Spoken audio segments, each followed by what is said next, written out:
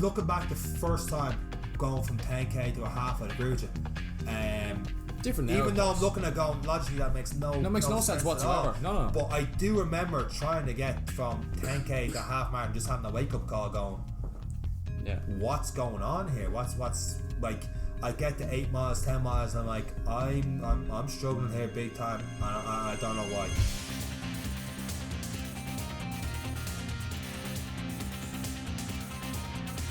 Hey guys, and welcome to episode 5 of the Any Given Runday podcast. You're here with Seán, along with Eric, Connor, and Aaron, and we just had a couple of emails, inquiries about last week's podcast. I can confirm that Aaron was in fact here with the podcast. He just didn't say a whole hell of a lot.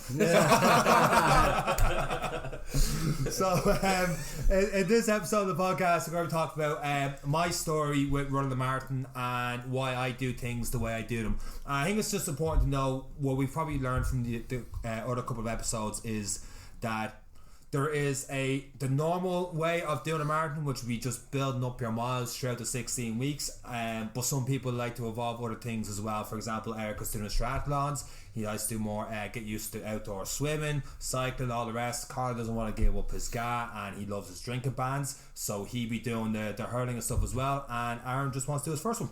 But on my one, I'm a personal trainer by trade. And I'm always preaching to people that I believe a strong foundation, not necessarily in the gym, but goes through strength training. And when I first did the marathon, for some reason, I just abolished that principle. Actually, I abolished pretty much every principle for the first marathon, so we won't talk about that. The second one, we will. We will eventually. The second one I did a lot more running, but when it came to the last 6 weeks, maybe even a little bit before, I kind of just forgot about the gym, and I didn't really train at all in the gym. I was just running leading up to it. And what I found at the end of that second one, while it was a lot better than the first one, I was in absolute agony. I couldn't walk. I've had lower back problems before, but they exasperated with the marathon running. I just felt awful afterwards. I didn't do any training at all from the end of the marathon to the January. Just nothing at all, because my body was just in bits, and then I slowly built back up again. And the third time I did it, I brought a lot more strength training into it, because that's my bread and butter. To be vain about it, I enjoy looking good, to run good as well, and you kind of get that from the gym too. The lad's got a couple of comments in there. Who invited him? But no, I don't want to look like a marathon runner. Yeah, I'd rather look like Usain Bolt than True. Oh wow. The Mo Farah, yeah. The Mo Farah, exactly. We pick a physique between one or two. It's definitely Usain Bolt all day.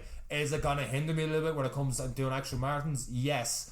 I'd like to have my little goals set, but I'd rather feel better, have more strength in my legs, strength in my lower back, and be able to walk afterwards. I'm not saying you can't. You're going to be in bits if you ran 5 days a week, but I feel like you're more susceptible to injuries without doing strength training base. I wouldn't believe that I wouldn't be coaching the way I coach. The thing on that as well, I mean, you obviously is part and parcel of what you preach, the 80-20 rule, and kind of, being fit for purpose, know. And I think, obviously with yourself, because of your background, the strength training is such a big part of your life, in the same way that hurling is a big part of mine, and Eric's triathlons. And what do you do, Puddin'? Anyway. I'm sensing the team coming. But in the same way, I mean, he runs marathons. That's it. In fairness, you do run marathons now, in 16 weeks. But I think that I no, we'll get you through it. But I think that it kind of comes down to your goals. And I think for me as well, I'd never want to be solely a marathon runner, because I wouldn't like the idea of I suppose in that same way having that physique and being solely fit for that purpose, because that's not what my aspirations are. Exactly. And there's nothing wrong with, if your goal is to try and break sub 3 and to go to Boston and New York and stuff, I would probably have to dial back strength training, but I still do strength training. And when I talk about strength training as well, I'm not talking about trying to do the heaviest deadlift or the heaviest barbell bench press or barbell squat that I can. It's more like single leg exercise, different kind of lunges, different things like that. I would use heavier weights and go for my 6 to 8 reps rather than 15-20 reps of an exercise and burn myself out. and I would probably do shorter runs during the week. I still favour a longer run. What I did, and a part of the problem now with preaching this is that I've done a couple of marathons that I do have that kind of muscle memory of doing it. I could talk about a couple of episodes ago where the third marathon was the easiest because mentally it was the easiest. But like as a challenge myself last year, I tried strength training along with doing a 5k run on a Tuesday and Thursday and a 10k run on a Saturday or Sunday. I did that for 6 weeks, and I was barely able to do the 10k. But after 6 weeks, I was able to do a half marathon under 2 hours, and I felt great doing a half marathon in 2 hours. Now, the last 2-3k were admittedly a struggle, but I feel that you can lower the mileage and increase the strength training, and there is some sort of balance that I'm going to try and find over these next 15-16 weeks that allows me to do a full marathon, lower my time and still be able to do strength training, still be able to do pull-ups and stuff like that in the gym that I enjoy doing as well. I have one question. So we're talking about injury prevention and stuff, and Yes. it's one thing as I look at my last marathon, and as you know, and I kind of in the last 5 weeks work took over training. Kind of, I was quite good at looking after myself in terms of foam rolling, recovery, stretching, but in the last 6 weeks training kind of died. But likewise, so did the recovery and injury prevention side of the thing. Is there a good method for anyone? And I found a part of that was I stopped the cycling. I focused solely on the marathon running, so I lost a lot of that upper leg strength, that stability in the knees and stuff. Do you see a correlation between the strength training and the injury prevention side of things for runners? Well, first things first, you're never gonna completely get rid of injury. Like, there's always gonna be an element of injury. There's always going to be a chance. You're never going to say this program you are not going to get injured no matter what you do. I mean, at the highest level people get injured, but a lot of my training, and to go back to why I wouldn't do many deadlifts or barbell squats, is when you're running, it's obviously single leg stuff, like you're one bounding off the other. So I would do a lot of single leg deadlifts, working my balance and my core, and that works on my lower back as well. I would do Bulgarian split squats, which putting the back leg up on the bench, and it's concentrating on the front leg. That stability in the knee as you're lowering the weight, pushing yourself through, works more the glutes as well. I do different kind of single leg series for my glutes to straighten them up. I've had problems with my lower back, but what I find with a lot of people is they'll say if they have a lower back issue that the problem is in the lower back, where it's not necessarily the case. Like, I know myself, it goes from the calves up. So if I've got bad support and flexibility in my calves and my ankles, that will have a knock-on effect on my knees, knock-on effect on my hips. If there's tightness in my hamstrings, that can have a knock-on effect on my lower back. So while there might be weakness in my lower back, it's caused by other weaknesses throughout the body. So it's literally trying to straighten up my entire body, work on different core exercises, working on my balance, increasing my strength while I work on those exercises, and then combining that with my running to build towards getting towards a marathon. And look, I suppose maybe you've already kind of answered that in a way, but obviously just kind of as kind of an add-on to Eric's question, so that's what you kind of focus on for injury prevention. But if you were to pick, let's say, 3 exercises that anyone who's looking to run long distance should include in their program, what would they be? I would do a variation of a lunge, depends on the person. If they can do a lunge, great. If they can do a Bulgarian split squat with the foot elevated, concentrating more on one foot, I would do that. I would complement that by working the backside, your posterior chain, they call it, like your hamstrings, your calves, stuff like that. So I do a variation of a deadlift, usually a single leg deadlift. I like using single leg exercises because, like I said, that's what you kind of be doing in races. Squats, I'm not saying squats and stuff are bad, but getting a combination of the squats and the deadlifts with the single leg stuff just works for strength training. And after that, I would do some challenging core exercise that I'd struggle to keep my core. Like a dead bug would be a good one. A banded dead bug where you'd be lying on your back, your lower back pushed in. You'd have a band on like a cable machine or something. You're pulling that band in front. So once you're in that position, your core is fighting to stay in that position, your lower back pushed down. Then you bring your knees up slowly, kicking one leg out at a time. So you're challenging that core stability. So something along those lines. Planks are good. Planks on stability balls, challenging that stability are even better. And they be the main three. Not so much upper body, but I just like training upper body, so I bring me pull-ups, a lot of back rows, TRX rows, that kind of thing. That would also challenge my core rather than doing... I don't like doing chest supported rows or anything like that because I want to work my core as much as I can while doing other exercises as well. So a lot of it would be some sort of standing rather than machines.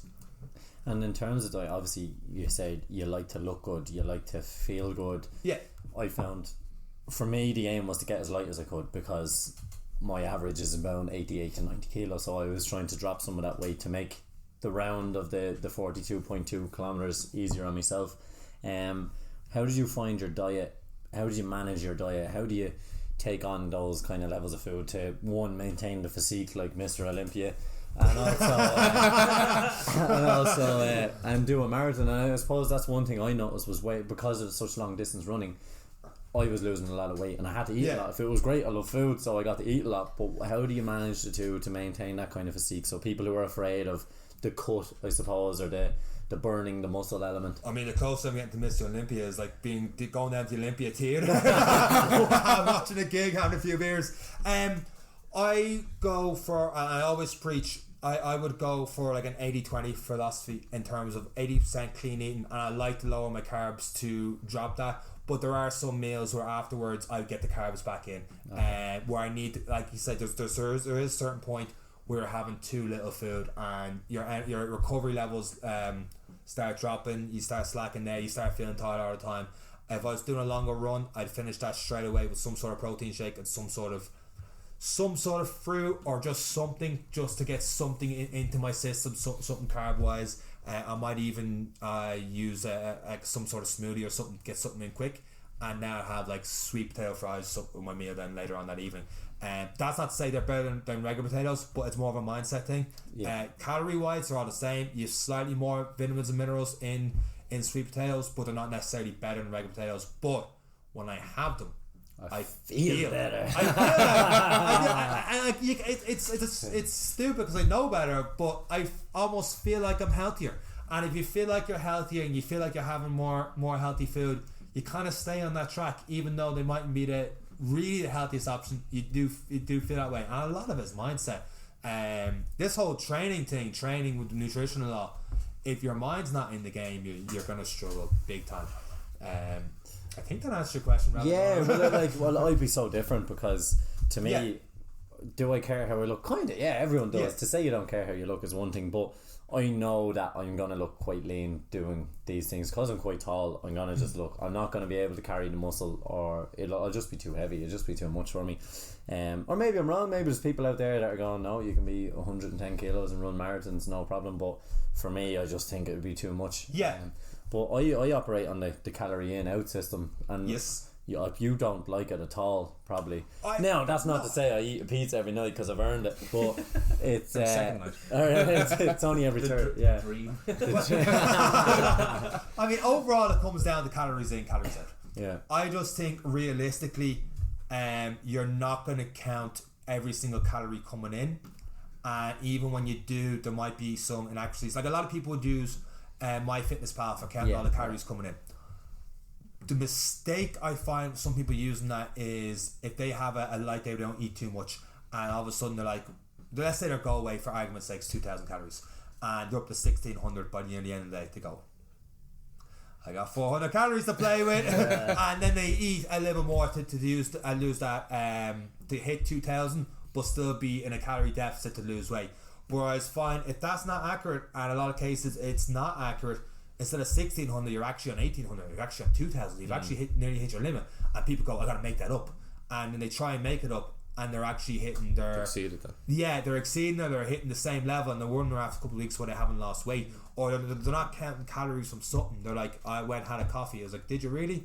Or did you have a cappuccino? There's 300 calories. Yeah, there's 300 calories, you know. It's the same with having Cokes. People don't count their drinks and stuff. Or if they're having coffee, like, okay, they had a couple of spoonfuls of sugar. They had 4 coffees a day, and then, you know, that's 8 spoonfuls of sugar all of a sudden added onto your thing that you're not counting, and that's going to make a difference. And just having I love my food, so to constantly think about everything I eat and putting it into my phone and counting calories and to measure a portion size. Like a lot of my food would be at home, so like I'm not gonna measure. You guys see my food, there's a plate of broccoli. I'm not weighing that plate of broccoli. I know broccoli doesn't make a huge difference, but I'm not weighing that, or with the chicken, whatever that's in there. I'm a very plain eater. As Eric will say, I don't put love into my food. No, it's not at all. I would just have it and that's it, but I'm used to what I'm having and sticking with it somewhat that level. I suppose as well, we kind of touched on the last couple of episodes, time and how people can support you and stuff. And meal prep, I suppose, is probably a key thing for people, is it? Or would you recommend? Oh yeah, I mean you need that Sunday where you have your 3-4 hour meal prep. I'm lucky in the sense that I'm a very bland eater. Yeah, we know. We know. So I can have a meal in 15 minutes, and I eat for purpose. Is probably the best way of putting it. Food for fuel. Food for fuel, exactly. I eat for purpose. It's at that it. I can't spend 2 hours prepping something that's only going to have 15 minutes and it's gone. I'm like, jeez, that's how much of a payoff is that, you know? But at the same time, bulk prep comes into it sometimes, where we might have, like, you know, chicken with leeks and different things like that thrown into a big pot, and you'd put it in the fridge and throw it out in the microwave, and that's it. You get 4 or 5 meals out of that. Then very easy. I would do that. I suppose, Aaron, you probably noticed with the office lifestyle, I suppose, is meal prep a big thing with you, or would you see many people prepping their meals coming in? A few of the fit guys in the office would actually probably prep their That's meals. you now, you know. That's you now. No, In the club. generally go upstairs and grab a sandwich, breakfast, or they have like €2 dinners in my place every now and again. So €2 dinner. So it would be like, I don't know, some sort of meat, some either like protein, carrots, carb and 2 like potatoes or whatever it is. You know, like they mush it up, make it look like potatoes. Or You're not selling it all. or I'm in. vegetarian lasagna or something like that. You know, or you know, God forbid if there's a normal beef lasagna in there. You know, like. Might look into that. Are you in an office kind of place where you go in every day, someone has like a lot of cakes and stuff just lying there, and you're like, I gotta try and avoid them this week? The before Christmas sweets, oh my god, there's probably about 20 tins in the office floor, and that's just my floor. Like, that's just his desk. They add up pretty fast. Like, if you're having a couple of celebrations, next thing you know, you had 10 of them at 70 calories a pop. Yeah, and like you don't notice it because it's so small. You're like, oh, there's just a little one. Yeah, but I've had 40 of them. Yeah, I think that's the worst part about Christmas is you get these tins of sweets, and any other day of the week, any other time of the year, you wouldn't go near a tin of sweets. Yeah, but all of a sudden at Christmas, it's, you know, perfectly reasonable for you to eat half a tin of roses. I'm sure it's Christmas. And the other half of the tin of celebrations. Calories don't count at Christmas. I always get those. I remember that, Sean. The chocolate money as well. I was like, chocolate Santa. Yeah. You just start down the way on that, like a Kinder egg, like, you know, or Kinder egg for Easter. I'm getting hungry just thinking about it. Get a little Christmas Kinder surprise. In terms of your recovery then, Sean, after your training, what would you do then in terms of, okay, you've done strength training. I've often done a leg day and haven't been able to walk for a day or two after, so how do you go about doing like these squats and the run, or do you find the run complements it? The run, I find sometimes what I'll do a lower body session on Monday. I might do a 5k later on that day because it hasn't hit yet. And I won't change up my training too much for the 16 weeks. I'll pick one exercise and go, now we're going to go a little bit harder on this one today, whereas the other ones would be almost like maintenance. I'm not throwing in too many new exercises in there to, you know, I don't like the phrase either, you know, you're confusing, muscle confusion. I don't believe in that. I think, you know, an exercise is an exercise. What is that? I've never heard of that. Some people, it's almost a lazy way of training. Would be if you go to the gym, you do exercise this day, and they're like, I'm going to confuse the muscles now by, instead of doing squats, I'm going to do heavy leg press or something. That's going to confuse them. And we're going to build strength training legs. Like, the muscles know their function. You're not confusing muscles. You're just change the program for the sake of change it. Whereas I would stick for the first 4 weeks. I'll stick to a program, and I'll either change the weights up a little bit, or I'll change the reps a little bit. And then if I know I'm not going to run that day or later on that day or the next day, I have a bit of time, I might do a bit of eccentric training, which would be challenging my strength and my control, so you're slowly lowering the weight a lot more than you normally would. But because I do that, then that's more damaging on the muscles, it takes longer to recover, so I can't really run after that. So it's managing that. So I'd probably do lower body days would be twice a week, and upper body in between that session, and then at the end of it I get my runs in as well. But my longer runs will be less than you guys because of that. Okay. So my muscles, they're not fatigued, but because I have a little bit of damage, I can't run as far, or I shouldn't run as far, because now the further I run, the more I'm increasing my chance of injury. So I won't go too far because of that. Now if I was to do like a half marathon that week, I would dial back the exercise, and by dialing them back I'd do the same amount of exercises, but instead of 4 sets I'd do 2. That's a really good point though, just about how you kind of tailor your run on the basis of how your body's feeling, and obviously, I think a lot of people would probably be tempted to, if they do a heavy leg day on a Tuesday, on a Thursday they're still a little bit sore, they might say, well, I'll only damage myself further if I don't do anything. But you're advocating obviously for, look, you say, you still need to get that run in, but you need to tailor it on the basis of what you've pull it back. Like when I did the 5k, when I did that half marathon challenge myself last year, I did a 5k Tuesday, a 5k Thursday, and the 5k Thursday I was 1 minute, 2 minutes slower, and I was like, I just have to accept that. That there's no point in pushing that, risking something, because yourselves, when you get to a certain stage doing 5k, it's almost like a sprint. It's such a shorter pace. You kind of like, and you can't stay there too long if you're building towards a marathon, because it is the same type of fitness, but once you get used to it, it's almost a different level of fitness pushing for 5k. And some people say 5k's are harder than 10k's, because you do push to get that 5k rather than pace yourself out for 10k, if that makes sense. Well, that depends obviously on what kind of time you're aiming. If you're aiming to do a 5k in 50 minutes, then it's different. But the more 5k's you do, and you start aiming for personal best doing 5k, it's different than a personal best for a 10k. And when you get to more elite and those other guys, they'll probably consider a 10k the way I might a 5k. I was about to say, I don't know how you guys feel, but certainly I always found that certainly 10k was always where I was very, very comfortable, and I always felt that the jump between a 10k and a half marathon was greater than the jump between a half marathon and a full marathon. That initially, if you're so set on, and I suppose so comfortable doing the 10k distance, once you elongate that part, that's there's a big jump for, maybe it's a personal thing, but I always found that it was much more difficult to kind of be doing 18 or 20k, and that in comparison then when I did the first marathon, having ever only run a half marathon distance, when I look back, I don't think that was quite as severe. Looking back the first time going from 10k to a half, I'd agree with you. Different now, even though I'm looking at going logically, that makes no sense whatsoever. No. But I do remember trying to get from 10k to half marathon, just having a wake up call going, what's going on here? What's like, I get to 8 miles, 10 miles, and I'm like, I'm struggling here big time, and I don't know why. But I'm saying that when I did jump from half to full the first 2 times, it was like, the first time it was stop go. It was like, but it was a struggle even getting the half, because my mind was all over the place. I lost it before I even got to the half. It is all mental as well. Oh yeah. And I suppose the reason why people go, because they're given as milestones 5k, 10k. You're told 5k is a big thing, 10k is a massive thing. Half marathon, crazy. Marathon, you've done a half. Yeah, you've done a half, you'll get there. You'll get there, and I think it's just a mindset in the endurance game, because you've had so many people like ourselves saying 5k for Aaron is a good milestone, a 10k is a good milestone, half marathons. It is a big step up, but it's a big step up into endurance. And as we just said, we're not running a 5 or 10. It's done in an hour, and plus an hour and a half, whatever it is for your 10k.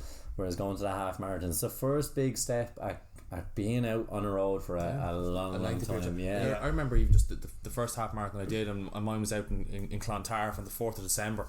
I'll never forget that, because it was -4 degrees Celsius that day, and part of the race is out on Bull Island on the sand, and so the course is just, it's 11 out, 11 back, so you know exactly what you're in for on the way back. And the 3 kilometers on the way back is against the wind, and just that period, like, to be in your head alone for that long the first time, because that was the longest I'd ever run, was just, it was just something else. It really was.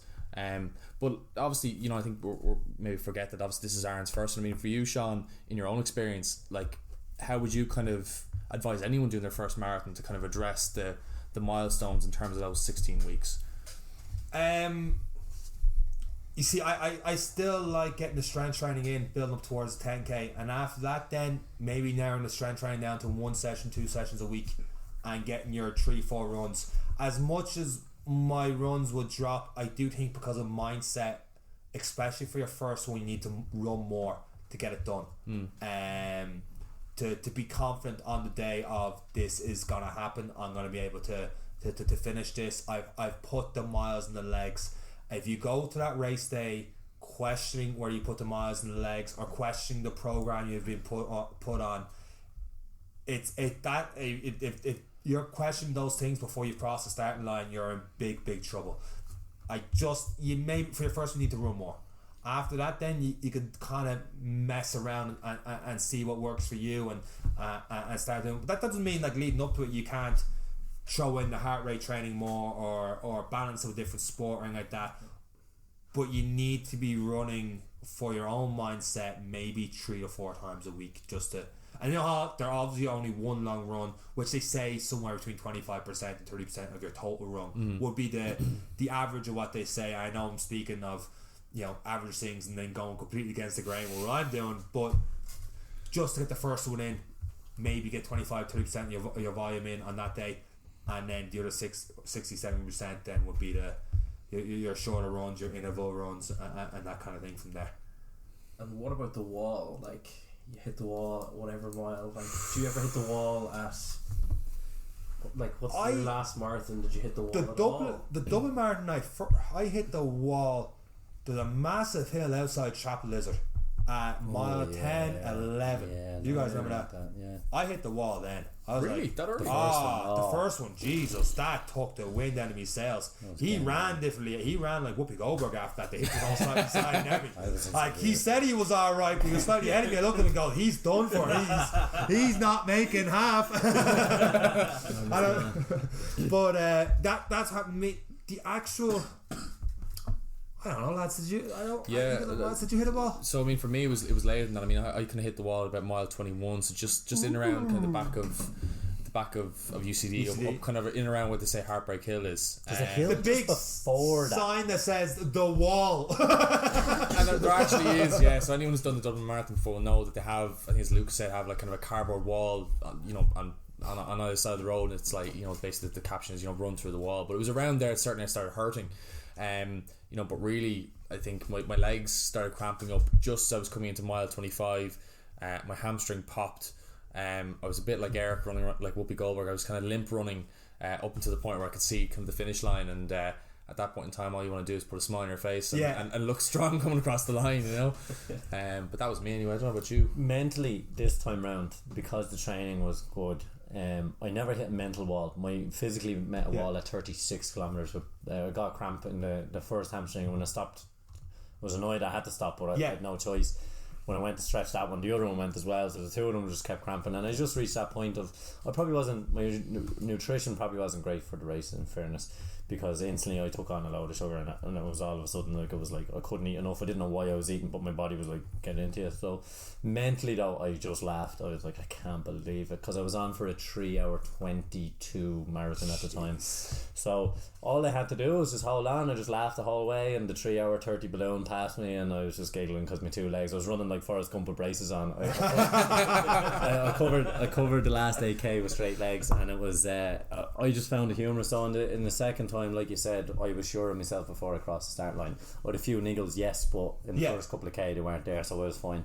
And it was just in the end, it was probably the lack of training at the latter end that got me in terms of the cramps, and probably lack of nutrition, for the better word. Do you think the lack of training, are you talking about the lack of longer runs or no, interval it was runs, just, it was actually in the overall? last final 5 weeks. So I done, as you build through it, as it was starting to taper off, I was just missing those runs that just maintained where it was, and I built up that lack of flexibility, because I wasn't stretching, I wasn't foaming, I wasn't doing this, and then as well during the race I was taking on water. I always had a bottle of water on me, and I was conscious of that, but I don't really preach the gels. However, I probably should have taken on some of those sugars, or some of a little bit more. And if I'm going to try them this time around, I'm going to try and train with them as well, and I'll see what's out there, and let people know how it goes for me. But that was just the one element. But in terms of actually meeting a wall, I don't think I met that wall mentally.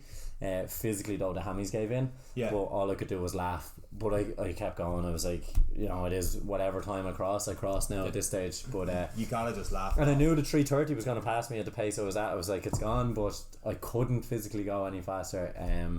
And still crossed the line. Delighted that I'd beaten my last time by an hour and a half. So it's a big difference in terms of that. But the first time, like you said, Chapel Lizard, that was game over. That's a hell of it. I think it's the worst of the whole thing. But John, I think that similar to you and me this year, I never felt like mentally I hit a wall. But I think that part and parcel of that was before my first marathon, myself and Seán both went out on a run, and we actually ran that hill up Chapel Lizard. So already I knew what to expect to a certain extent, and I think that's why your preparation is so vital. That if you can run at least part of the route, it makes a massive difference. Which, of course,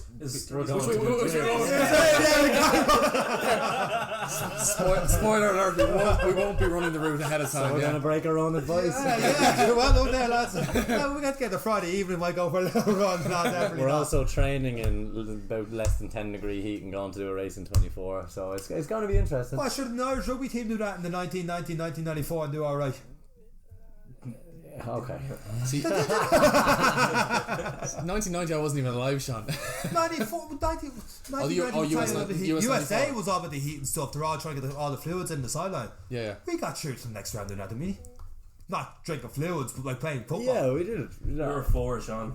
I don't know. They weren't running. They got through. They got through group stages. We weren't running 42.2 kilometres in up and down hills. The lads went through 30 odd degree heat though. We're only going through 24. Right. Sure. Stop complaining. And on that note, we will end the podcast. Once again, thank you for listening to this week's episode of Any Given Runday podcast. And thank you for subscribing and sharing it on your Instagram stories, social media, and all the rest. Anyone else got any input? Best luck with the training. Keep her lit. Keep her lit. Give her socks.